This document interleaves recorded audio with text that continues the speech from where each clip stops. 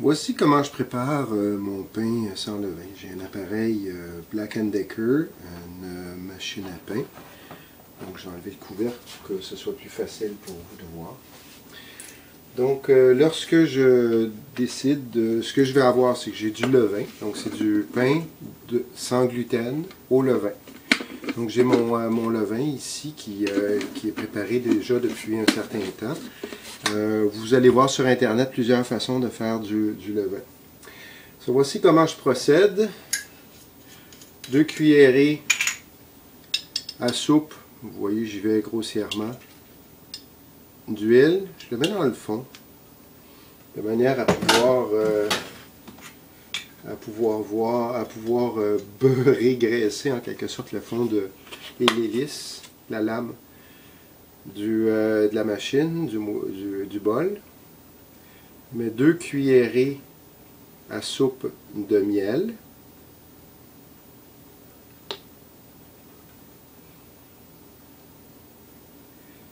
Donc le miel permet, bon, moi j'utilise du miel.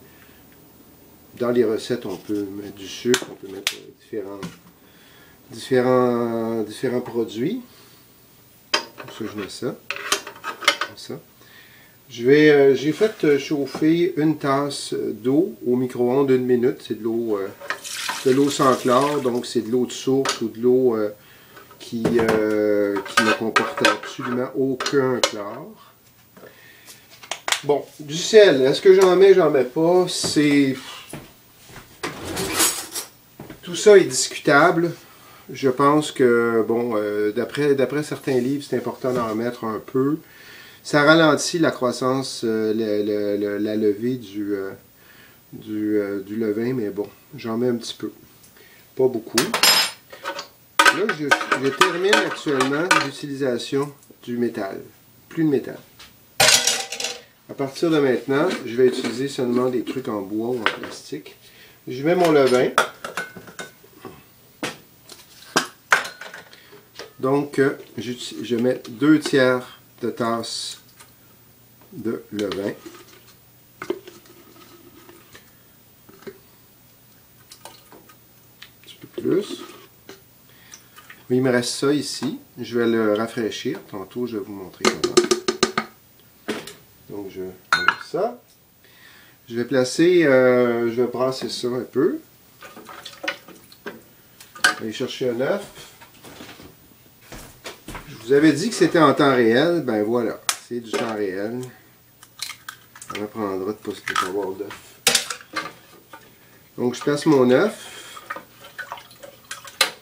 Donc, maintenant, je vais mettre ma farine.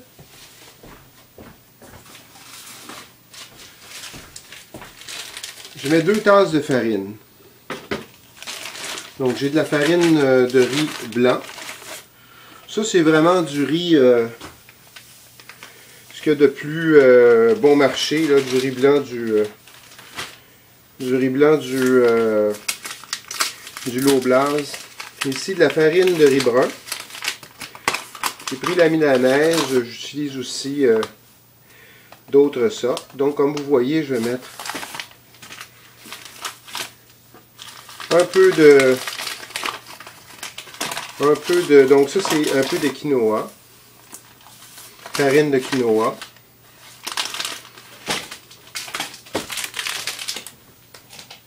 Je pense qu'il est particulièrement important de mettre de la farine d'arrowroot.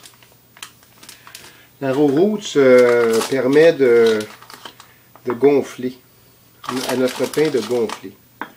Donc je remplis comme il faut ma tasse. Je mets un peu plus qu'une demi-tasse de farine d'arrowroot. Vous voyez, c'est très volatile comme farine. Je récupérerai ça tantôt. Donc ça, c'est ma farine. J'ai 2 tasses de farine pleine, un peu plus que 2 tasses. Donc 2 tasses et demi sans doute. Je démarre, bon, ici, dans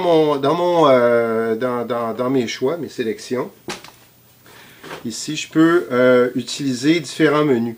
Ce qui est important, au début, c'est de brasser 10 minutes, d'arrêter tout. Puis, dans 7 heures, on fera cuire.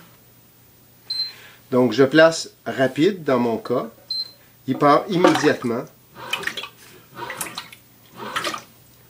Je glisse un peu de farine. Je place un peu de guar, de farine de guar. Environ 2 cuillerées à thé. À thé ou à chaud. Je replace un peu. Et là, l'ordre, j'aurais pu le mélanger dans mon système. Je vais aller chercher ma farine de tantôt. Bon, là, ce qui est important de voir, c'est que le mélange, sa consistance, il doit être ni trop liquide, ni trop pâteux. On l'aide.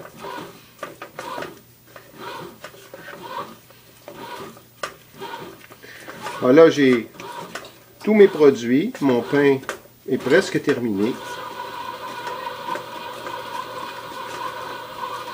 Comme vous voyez, ça fait une espèce de pâte.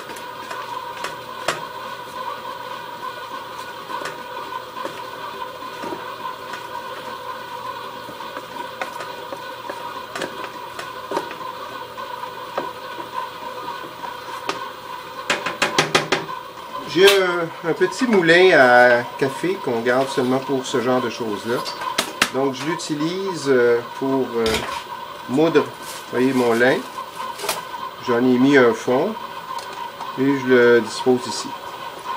Comme vous voyez, la couleur va changer. Mon pain va se trouver à prendre une belle couleur de pain de grains entiers parce que la farine de blé entier, de blé entier est beaucoup plus foncée que celle du riz entier. Le riz brun entier est pas particulièrement foncé, c'est presque de la farine blanche en fait. La farine blanche est très blanche. Donc on brasse. Puis là, là on ajuste. Donc l'idée c'est d'avoir vraiment cette pâte là, pas trop liquide, pas trop fort, donc pas trop liquide, pas trop consistant, là, donc vraiment bloqué. Je pense qu'avec la vidéo, ça permet d'avoir une meilleure idée. Bon là, je pense pas qu'il y ait grand chose à gagner d'attendre beaucoup plus longtemps. Le mélange est pas mal fait. On n'a pas vraiment à pétrir le riz. Il n'y a pas de gluten. Donc, il n'y a pas vraiment d'intérêt d'attacher en pétrissant, créer des filaments finalement de gluten comme dans le pain de blé. Donc, quand je vois que mon mélange est assez beau, que ça me fait une belle pâte, une belle boule, vous voyez, là, quand je le laisse aller, que je l'aide un peu, il se ramasse. Là. On voit que ça ne colle pas, il n'est pas trop collant. Je le tasse comme ça, j'arrête au complet. Et j'enlève l'hélice. Quand on enlève la lame, ça va éviter qu'au fond, on ait cette marque dans le pain. Donc j'enlève la lame, j'économise évidemment ma pâte, et je replace le tout dans le fond de mon bol. On aurait pu, si j'avais vu que la farine absorbait plus le liquide, à ce moment-là, j'aurais pas eu cette pâte-là. J'aurais tout simplement ajusté par un petit peu à la fois, d'eau de source toujours, de l'eau de sans chlore, par cuillerée. Là. Tu rajoutes une cuillère, une autre. Donc, mon pain est fait, presque. J'y trace habituellement quelque chose qui ressemble à ça, qui va permettre de le voir gonfler. J'y glisse du sésame, des grains de sésame. Voilà, j'ajoute sur le dessus du sésame. Et là, je vais attendre que ça lève. Donc 7, 8 heures. 6 heures, 4 heures, dépendant. Pendant la température, en fait. Je ferme le couvercle